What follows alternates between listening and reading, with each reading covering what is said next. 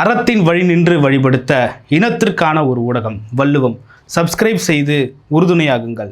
பொருளாதாரம் கொடுத்து பெருந்துணையாகுங்கள். Beginner Space Construction and Interior, Lakshmipuram, Tirunendravoor. For contact 63851 63766.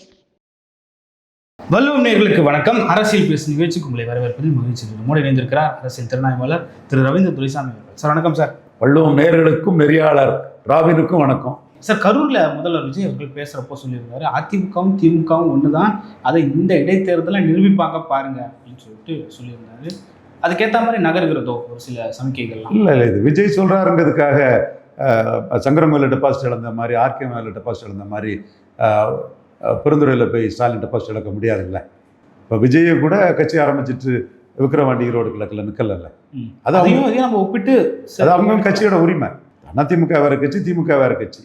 ஆனால் ஸ்டாலின் 2021 பெற்றது மாதிரி ஒரு தனித்துவ தலைவராட்டு உதயசூரியனில் மெஜாரிட்டி பெற்ற மாதிரி விசிலில் விஜய் மெஜாரிட்டி பெறலை. 21 ஸ்டாலினுக்கு இணையான தலைவர் கிடையாது. ஸ்டாலின் முதல்வர்னு சொன்ன ஆளுங்களை வச்சு தான் அவர் இன்னைக்கு ஆட்சி கட்டில் இருக்கிறார்.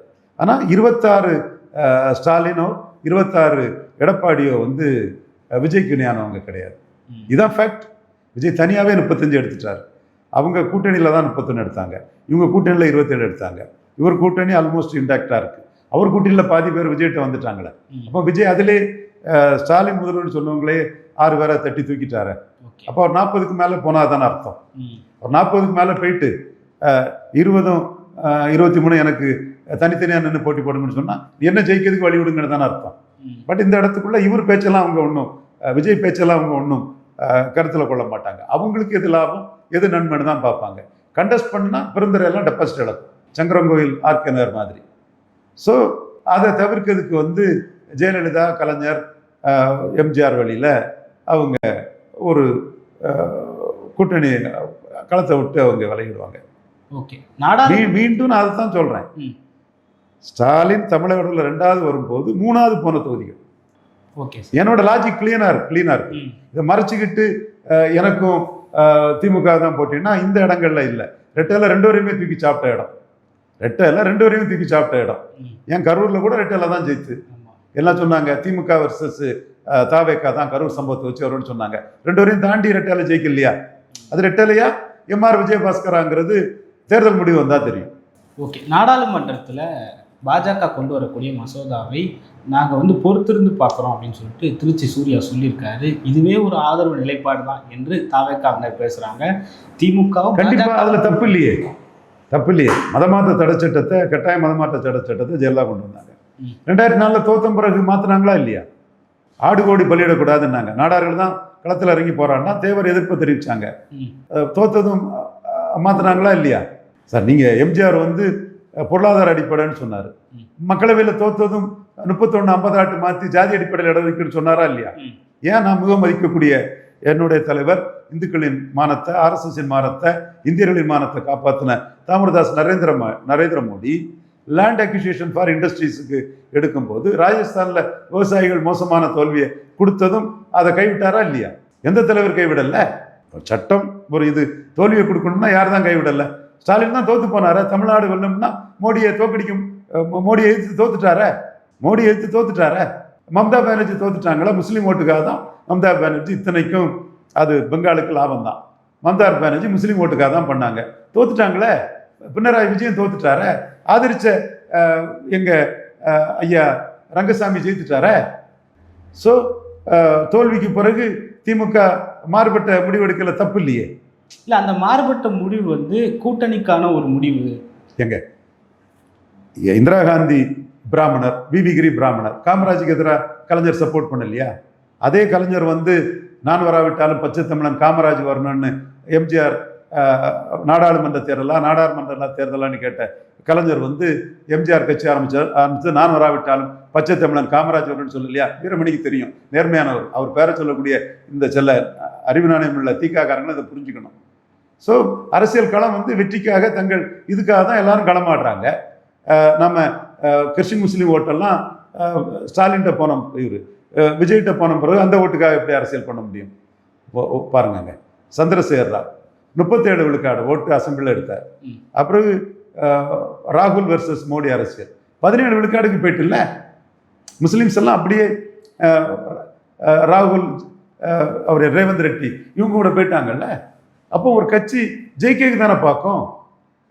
நீங்கள் மீண்டும் அதை எய்த்து ஓட்டு போட்டு ராகுலும் போயிட்டாரு. அப்போ ராகுல் பிரைம் மினிஸ்டர்னு விஜய் சொல்லுவார், மோடி பிரைம் மினிஸ்டர்னு எடப்பாடி சொல்லுவார். ஸ்டாலின் சும்மா நின்னாருன்னா யார் ஓட்டு போடுவா? 2014 பார்த்துருக்கீங்க, 2014 பார்த்துருக்கீங்க, ஒரு சீட்டு கூட திமுக ஜெயிக்கல. 24 எடப்பாடி பார்த்துருக்கிறாரு. அப்போ தங்களுக்கு லாபத்துக்கு தானே ஒவ்வொரு கட்சியும் முயற்சி பண்ணுவாங்க. உண்மையிலே 50% உயர்த்தி கொடுப்போம்னு மோடி சொன்னார்னா கும்பிடணும் மோடியை ஒவ்வொரு தமிழனும். நமக்கு தகுதி கிடையாதுங்க, நமக்கு தகுதி கிடையாது, எண்ணிக்கை கிடையாது. நமக்கு 10 லட்சத்துக்கு ஒரு தொகுதினா தமிழகம் பாதிக்கப்படும். அப்படி பாதிக்கப்படாம யூனிஃபார்மா 50% உயர்த்தினாருன்னா ஒவ்வொரு தமிழனும், தமிழ்நாட்டுக்காரனும் மோடியை கும்பிடணும், மோடி பெரிய பண்ணிட்டாருன்னு சொல்லணும். அது மட்டும் இல்லை, நாம் தமிழர்ல இருந்து, தாவேகாவில இருந்து, அதிமுகவில இருந்து, பாமகல இருந்து அத்தனை கட்சிகளும் தமிழனுக்கு பெரிய ஒரு தமிழ்நாட்டுக்கு நன்மையை பண்ணிட்டார் மோடின்னு பாராட்டணும். இதுதான் நிலைமை. நீங்க வந்து ஆரம்பத்திலே இங்க வந்து காமராஜர் நெஹ்ருவை இன்ஃப்ளூயன்ஸ் பண்ணி ஒரு ஐஆர் டீலிமிட்டேஷன் கமிட்டி, முதல் டீலிமிட்டேஷன் இருந்தார் தஞ்சாவூர்காரர், வேற நீங்க பார்த்தா தெரியும். இந்துத்துவ சக்திகள் தான் காங்கிரஸுக்கு எதிராக இந்தியாவில் வரும்னு வடபலத்துக்கு சீட்டை குறைச்சிட்டாங்க. அப்போ நீங்க அது குறைச்சிட்டாங்க, அதனால 10 லட்சத்துக்கு ஒரு எம்பின்னு சொன்னா இப்போ வடபலத்துக்கு ரொம்ப ஏறிடும். ஆனால் மோடி இப்போ அப்படி செய்ய தயாரில்லை. ஏற்கனவே தென்புலம் அடைஞ்ச ஒரு இதை வந்து கெடுக்க அவர் விரும்பல. காரணம், அவரும் வந்து தென்புலத்தில் ஆந்திராவில் ஸ்வீப் பண்ணிட்டாரு அவர் தலைமை, ஒரிசாவில் ஸ்வீப் பண்ணிட்டாரு, தெலுங்கானாவில் அதை விட்டு இந்த மஸ்லிஸ் அந்த ஓவைசி போட்டால் 8 50-50 தான் ஜெயித்திருக்கு, அதை தள்ளிக்கிட்டு. அதே மாதிரி கர்நாடகாவில் அதிக சீட்டு வந்துட்டார். அப்போ இதால தான் அவர் இங்கேயே நிற்கிறாரு. பிஜேபியும் ஆர்எஸ்எஸையும் இந்தியா ஃபுல்லாக வளர்க்க நினைக்கிறாங்க. அப்போ ஏற்கனவே பண்ண ஒரு இதை அப்படியே விட்டுக்கிட்டு ஒரு மாநிலத்துக்கு 50%, இப்போ தமிழ்நாட்டில் 30-40 வைங்க 60, இந்த மாதிரி யூனிஃபார்ம் பண்ணிட்டீங்கன்னா இது தமிழ்நாட்டுக்கு பெரிய நன்மை. கேரளாலாம் 12 எம்பிக்கு தகுதி கிடையாது, 30 எம்பி வந்துடும். அப்போ மோடி தென்னிந்தியாவுக்கு பெரிய நன்மை பண்றாரு. தென்னிந்தியர்கள் மோடி அந்த இடத்துல கொண்டாடணும். புரியும்னு நினைக்க உங்களுக்கு. இப்போ நம்ம என்ன சொல்றோம், குடும்ப கட்டுப்பாடை இது பண்ணிட்டோம் அதனால. அப்போ ஏன் நீங்க சாத்தாங்குளத்தையும் சேரமாதேவியையும் திருவட்டாரையும் தூக்குனீங்க? நான் தூக்குனதை குறை சொல்ல வரல. பாப்புலேஷன் வடக்க ஜாஸ்தி இருக்குது, வட தமிழகத்தில் சீட்டு கூட்டிட்டு 3 சீட்டும் அங்கே வந்து பாப்புலேஷன் சுமால் ஃபேமிலி கடைபிடிச்ச ஒரு சமூகம் பெரும்பான்மையாக இருக்கக்கூடிய இடத்துல சீட்டு குறைஞ்சி போச்சு 3 நாடார் ஏரியாவில். அப்போ அது 3 கூட்டிட்டு, அப்போ நீங்கள் பாப்புலேஷன் கண்ட்ரோல் அவங்க கடைபிடிச்சதுக்காக 3 தொகுதி அவங்களை இழந்திருக்கணும். இதே நியாயத்தை வச்சு பார்த்தீங்கன்னா பாப்புலேஷன் அடிப்படையில் தானே பண்ணணும். ஆனால் மோடி அப்படி பண்ண மாட்டார். தென்னிந்தியா தான் அவரை இன்னைக்கு பிரைம் மினிஸ்டர் ஆக்கி வச்சிருக்குது. மேலும் தென்னிந்தியாவுக்குள்ள வளர நினைக்கிறாரு. இப்போ நீண்ட கால திட்டத்தோட ஆர்எஸ்எஸ் வளர நினைக்குது. ஸோ யூனிஃபார்மா 50% உயர்வுன்னு சொல்லுவாங்க. அப்படி சொன்னால் தமிழுக்கும் தமிழர்களுக்கும் மோடி செய்த மிகப்பெரிய நன்மை. இதுக்கு முன்னாடி சென்னை ராஜதானி தலைவர் காமராஜரும் நன்மை தான் பண்ணியிருக்கிறாரு நெஹ்ரு மூலமா, ஆர்எஸ் ஐயர் மூலமா. அந்த ஐயரோட ஃபுல் நேம் தெரியல, அவர் தான் டீலிமிட்டேஷன் சேர்மன். சார், அதை தாண்டியும் திமுகவுக்கும் பாஜகவுக்கும் உள்ளடி பூசல் இருக்கு, உறவு இருக்கு, கிட்டத்தட்ட பேசி முடிச்சுட்டாங்க அப்படின்ற அளவுக்கு செய்தி இல்லை. அவங்க 25 வருஷம் டெஃபர் பண்ணுன்னு சொன்னதை ஸ்டாலின் மாற்றிருக்காருனாலே அதில் நிலைப்பாட்டில் மாற்றம் வந்திருக்குன்னு தான் பார்க்குறேன். இப்போ விரைவில் கூட்டணின்றது அறிவிப்பா வரணும். கூட்டணிங்கிறது எப்படி என்னங்கிறதெல்லாம் நம்ம இப்போ சொல்ல முடியாது. ஒரு ஒரு எதிரிக்கு எதிரி நண்பன் ராகுல் காந்தியை ஒழிக்கணும். ஸோ ராகுல் காந்திக்கு எதிராக மோடி கிட்ட வர்றதுக்கு வாய்ப்பு இருக்கு.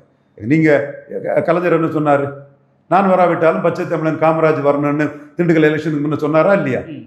சொன்னாரா இல்லை? ஓப்பனாக கூட பேசுகிறாங்க. அதில் சொன்னதும் கே கிருஷ்ணசாமி சொன்னார், சல்லி குருசாமி தேவரை கொண்டார் காமராஜர், பேயன் முனியாண்டி தேவரை கொண்டார் காமராஜர், நாம் எல்லாம் தெய்வமா வணங்கும் பசுமன் ஐயா முத்துராமலிங்க தேவரை சுலப பாய்சனில் கொண்டார் காமராஜர். அந்த காமராஜருக்கா உங்கள் ஓட்டு? இல்லை இல்லைன்னு மக்கள் சொல்லுவான்.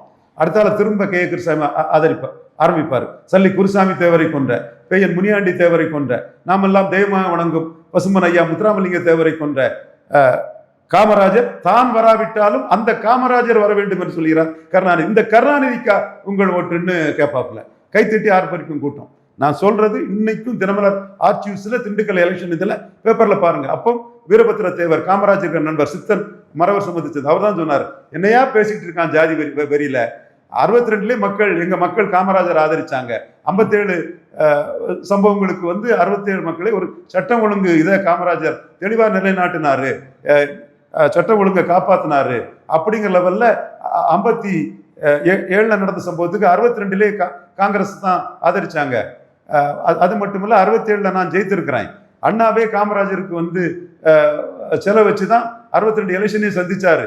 இப்படிப்பட்ட ஒரு சூழ்நிலையில இந்த சம்பவத்தை வச்சு அபாண்டமா அரசியல் பண்றாரு எம்ஜிஆர் அவர் பண்ணாம இவர் கே கிருஷ்ணசாமியை தூண்டி விட்டு பண்றாருன்னு என்ன சித்தன் ஐயா வீரபத்ர தேவர் சன்னு என்ன சித்தன் ஐயா காமராஜ் ஒரு நண்பருக்கு மகன் அவருக்கு காங்கிரஸ் கேண்டிடேட் அவர் பதில் சொன்னாரு. அது மட்டும் இல்ல அதுல எம்ஜிஆர் சொன்னாரு, நான் வரவிட்டாலும் பச்சை தமிழன் காமராஜ் வரணும்னு சொல்றாரு கருணாநிதி, என்ன அந்நியன்னு சொல்றாரு, தமிழன் இல்லைன்னு அந்நியன்னு சொல்றாரு, என்ன முக்குலத்தோர் மக்கள் ஏத்துக்கிட்டாங்க, தாழ்த்தப்பட்ட மக்கள் ஏத்துக்கிட்டாங்க, செட்டியார்கள் ஏத்துக்கிட்டாங்க, என்ன அவங்கள ஒருத்தனா பாக்குறாங்க. இதுக்கா காமராஜரை அண்ணாவும் நானும் தோக்கடிச்சோம். கலைஞருக்கு வந்து திராவிட இயக்கம்னு சொல்றதுக்கே தகுதி இல்லைன்னாரு. இன்னைக்குள்ள திராவிட மாடல் சொல்லக்கூடிய சுப வீரபாண்டியன் இதை பார்க்கணும். இன்னொருத்தர் இன்னும் எத்தனை சகோதரர்கள் பலர் நண்பர்கள் தான் மதிப்புக்குரிய மரியாதைக்குரியர்கள். வரலாறுங்க. நான் பொய்யா சொல்றேன்? நிபா திருமலர் ஆட்சிக்கு ஒவ்வொன்றையும் எடுத்து காட்டுறேன். நான் சித்தன் ஐயா சொன்ன பதில் எடுத்து காட்டுறேன், கே கிருஷ்ணசாமி பேசுன எடுத்து காட்டுறேன். ஏன் கலைஞர் அப்படி சொன்னாரு? ஸோ ஒரு பொலிட்டிக்கல் கண்டிஜென்சி, ஒரு சூழ்நிலையில அரசியல் முடிவு எடுக்கிறது இயல்பு தான். ஏன் எம்ஜிஆர் மாறல, ஏன் ஜெயலலிதா மாறல, ஸோ ஸ்டாலின் மாறுறதும் ஒன்றும் தப்பு இல்லை. திமுக, அதிமுக, பாஜக 3 பேரும் சேர்ந்து தாவேக்காவை எதிர்க்கிற அளவுக்கு தாவேக்கா வளர்ந்துருக்குன்னு. அது இன்னும் சூழ்நிலை வரலைங்க. கற்பனையில ஒண்ணு நம்ம அது பண்ணாண்டாம். அதுல எடப்பாடி என்ன முடிவு எடுப்பாரு, எடப்பாடி என்ன சொல்றாரு, so many it's and puts. நீங்களே ஒரு கற்பனையை ஓட விட முடியாது. இன்னும் நாட்கள் இருக்குது. இப்ப வந்து காங்கிரஸ் பண்ண துரோகத்திலே வளர்ந்த கட்சிங்க. ப்ரொபோஸ் பண்ண கேண்டிடேட்டை எய்த்து ஒர்க் பண்ணி ஜெயித்தது இந்திரா காந்தி அம்மையார். இது கொஞ்சம் கொடூரமான வார்த்தைன்னு சிலர் சொல்றாங்க. பட் நான் வந்து நியாய உணர்வோட சொல்றேன், தர்மத்தோட சொல்றேன். மெய்காப்பாளர்களே கொல்லப்பட்டவங்க இந்திரா காந்தி அம்மையார். ப்ரொபோஸ் பண்ண கேண்டிடேட்டை எய்த்து ஒர்க் பண்ணி நம்பிக்கை துரோகம் பண்ண இந்திரா காந்தி அம்மையார் தன்னுடைய மெய்காப்பாளர்களே கொல்லப்பட்டவங்க. நான் அதை ஜஸ்டிஃபை பண்ணல. ஒரு இந்தியாவின் பிரதமரோட மரணங்கிறது வருந்தத்தக்கது. பட் அவங்க நம்பகத்தன்மையற்ற ஒரு கும்பல் கூட்டம்ங்கிறது, தமிழ் இனத்தை அணிச்ச கூட்டம். இன்னைக்கு கர்நாடகாவில் இங்க காங்கிரஸ் இல்லைங்க ஒண்ணும் இல்லைன்னு கர்நாடகா ஆதரவா இருக்கக்கூடிய கூட்டம். எனிவே திமுக பொறுத்தவரை அவங்க பாதிக்கப்பட்டுட்டாங்க. அவங்க இதுல ராகுல் நடவடிக்கையில் பாதிக்கப்பட்டுட்டாங்க. ஸோ அவங்க அதுக்கு எதிராக தானே இருப்பாங்க, தப்பு இல்லையே. சார், சிஜேபி ப்ரொட்டஸ்ட் நீங்க பார்த்துருப்பீங்க. நாடாளுமன்றத்தில் இன்னைக்கு வந்து ஒரு பெரிய ப்ரொட்டஸ்ட்டை கிரியேட் பண்ணியிருக்காங்க. எப்படி பார்க்குறீங்க சிஜேபி ப்ரொட்டஸ்ட்? வந்து என்னோட கணக்கு காங்கிரஸை தான் பெருசாக பாதிக்கும். அவர் அபிஜித் சிங் டிப்கே மகர் கம்யூனிட்டியோட டைட்டில் தான். பாபா சாஹேப் பீம்ராவ் அம்பேத்கரோட சமூகம்னு நினைக்கிறேன். பாஜகவை பொறுத்த அளவில் அட்டவணை பிரிவு மக்கள் ஓட்டு தான் ராகுலோட குறைவு. ட்ரைபல்ஸ் ஓட்டு அதிகம், அப்பர் காஸ்ட் ஓட்டு அதிகம். பிராமின்ஸு, தேசபக்தியும் தேவபக்தியும் உள்ள பிராமின்ஸு மோடிக்கு பேக்கிங் கம்யூனிட்டி பெருசாக இருக்கிறாங்க. அவங்க பூணூல் அணிஞ்ச இந்துலாம் ராகுல் சொன்னாலும் போயா எங்களுக்கு மோடி தானே பிராமணர்கள் இந்த தேசபக்தியோட இந்த நாட்டின் மானம், ஆர்எஸ்எஸின் மானம், இந்துக்களின் மானத்தை காப்பாற்றணும்னு தெளிவாக இருக்கிறாங்க. அது மாதிரி ஓபிசியில் மோடிக்கு மெஜாரிட்டி இருக்குது. ஷெட்யூல் காஸ்ட் ஓட்டில் மோடிக்கு வந்து ராகுலுக்கு தான் மெஜாரிட்டி இருக்குது. இவ அபிஜித் தீப்கே வந்து அதை நின்று பிரித்து ராகுலை காலி பண்ணாருன்னா மோடிக்கு லாபம் தான். அதனால தான் இப்போ வந்து மற்றவங்கள்லாம் இவரை தூக்குற அளவுக்கு காங்கிரஸ்காரன் தூக்க மாட்டேங்கிறான். முலாயம் சிங் யாதவ், அகிலேஷ் யாதவ்லாம் இவருக்கு ஆதரவாக வர அளவு காங்கிரஸ்காரன் பயப்படுறான். திமுகவும் அவருக்கு ஆதரவாக சொல்லி ஓகே, அது ஒன்றும் பிரச்சனை இல்லை. காங்கிரஸ் ஓகே, காங்கிரஸ் நஷ்டப்படுத்துறது தான். 2 விதமாக பார்க்கணும். விஜய் மேட்டர் மாதிரி ஆயிடக்கூடாது, அந்த மாதிரி இல்லை. இது வந்து அட்லீஸ்ட் மகாராஷ்டிராவிலேயாவது ஷெட்யூல் காஸ்ட் ஓட்டை பிரிப்பார். ஷெட்யூல் காஸ்ட் ஓட்டை பிரித்து ராகுல் காந்தியை காலி பண்ணுறதுக்கு ஒரு வாய்ப்பு இருக்குது. அதனால மோடிக்கு பிடிஎம் தான் இவரையும் சொல்லுவாங்க. ஓகே சார், பல்வேறு கருத்துக்களை பகிர்ந்து பண்ணீங்க. மற்றும் ஒரு கான்செப்ட். நன்றி சார்.